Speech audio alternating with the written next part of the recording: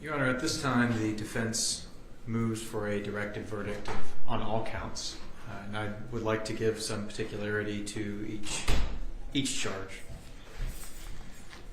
Your Honor, I first want to start off with, at the beginning, count 1 is felony murder. That Teresa Black did cause the death of William Hamilton while in the commission of cruelty to children for not seeking medical treatment.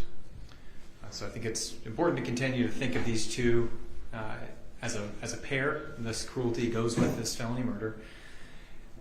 We heard evidence from Dr. Gowett, the doctor who performed the autopsy on William in 1999. Dr. Gowett cannot say what caused William's death.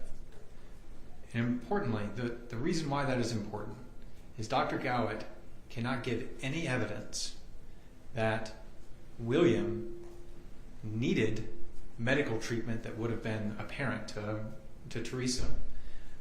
Teresa is only guilty of this charge if she acted maliciously, meaning with the intent in the cruelty to children charge, with the intent to cause that severe injury, or she denied him the medical treatment while there was a substantial likelihood that severe injury would happen.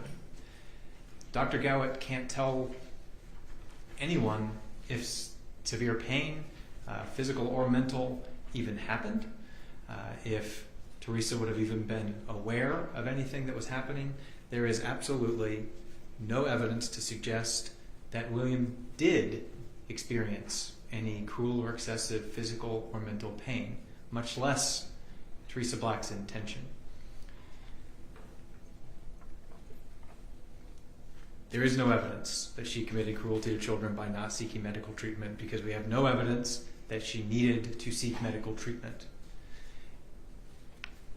If there's not enough evidence to suggest that cruelty, there's certainly not enough evidence to suggest this felony murder that's attached to.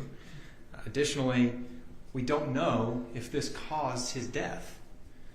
You can believe that she didn't seek medical treatment and it was causing him some sort of pain. But you have to have some evidence to suggest that that thing that she should have taken him to the hospital for is what caused him death. There has been no manner of death ruled here. Dr. Gowett doesn't know what caused the death. There is no evidence to suggest one thing over any other. I had him on cross. We could have gone for 2 hours through a medical encyclopedia. No one wanted that. But when your symptoms are nausea and feeling lethargic, it could have been a huge list of things that either he should have been taken to the hospital for or things he shouldn't have. So there is no evidence at all that Teresa committed cruelty to children in the first degree by not seeking medical treatment, and certainly no evidence that that caused the death of William Hamilton. Count 3 and 4, I'll start with 4. This is the cruelty to children for administering a substance or substances containing diphenhydramine and acetaminophen to William Hamilton.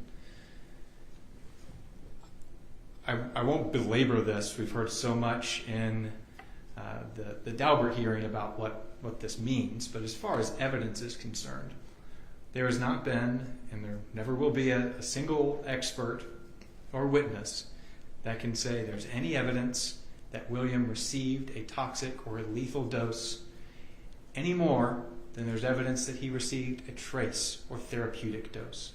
If it's a trace or therapeutic dose, that does not cause injury, does not cause substantial pain, physical or mental, to William. There's no evidence pointing us in any direction at all. The only thing we know is he was exposed to these substances at least once. That is what Dr. Jackson kept insisting.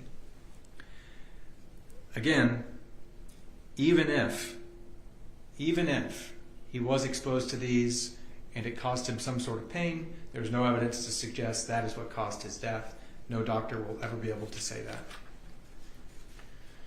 The aggravated assault charge, Your Honor, I think is really clear in the evidence that has been presented. Dr. Gowett the anthropologist that Dr. Gowett has relied on, and Dr. Tice have all expressed the evidence of animal scavenging. The only time that anyone has said it's possible this is perimortem, meaning caused at around the time of death, was Dr. Tice's last report on December 13th. And it's possible.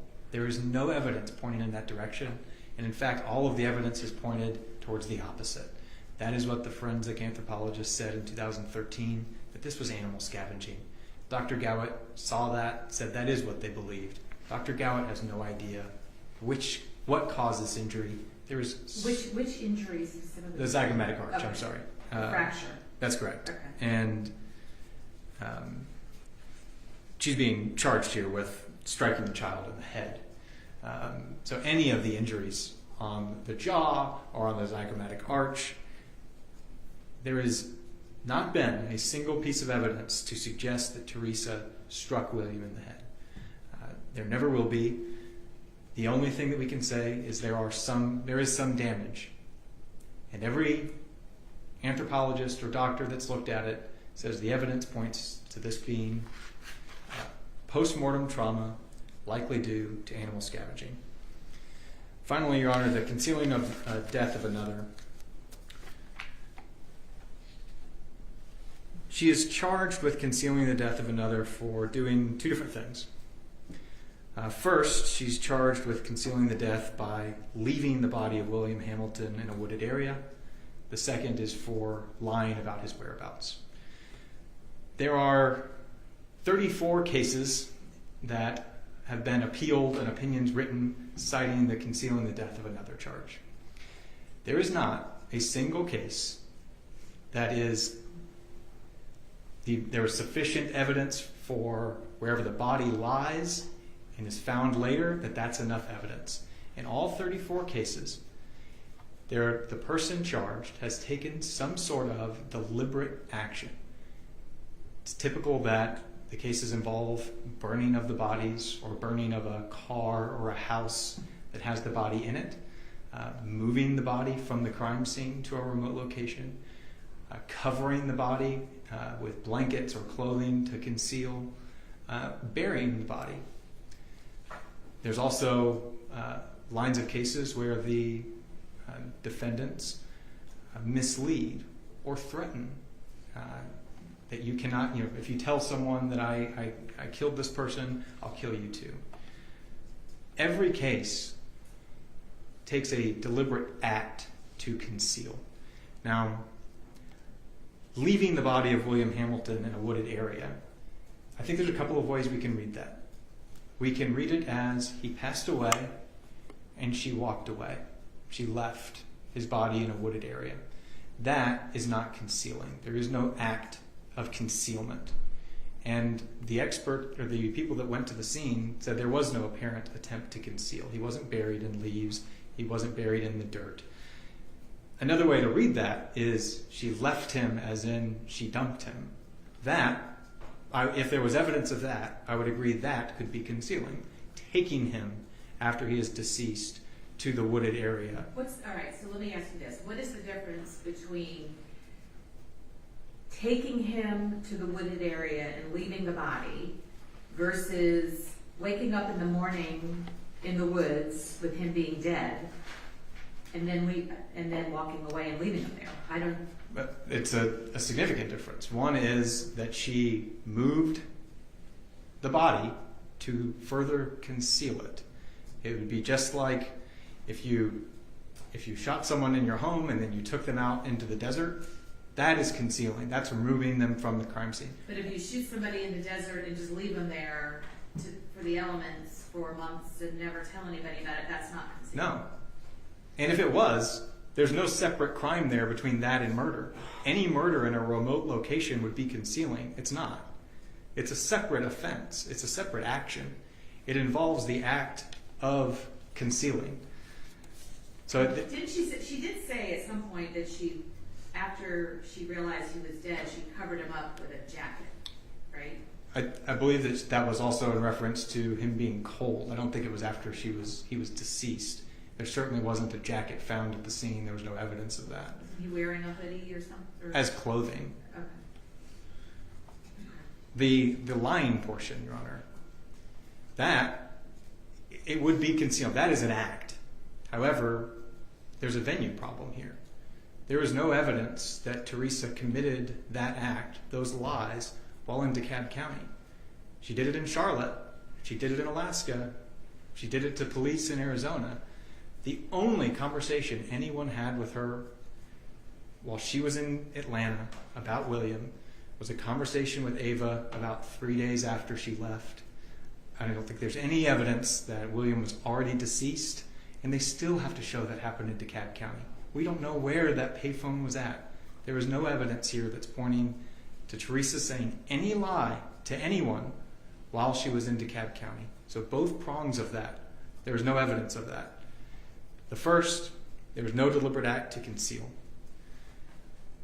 The second, and I want to address that again, the deliberate act, I imagine the state's going to point towards maybe Gary Harris saying that that was evidence of someone dumping a body. He didn't see anyone. He doesn't know what was happening. He saw two people get into a car at the cemetery. That is not enough evidence to sustain this past a directed verdict. So for all those reasons, Your Honor, and I'd be happy to answer any other questions the court may have, the defense moves for a directed verdict on all counts. No, thank you.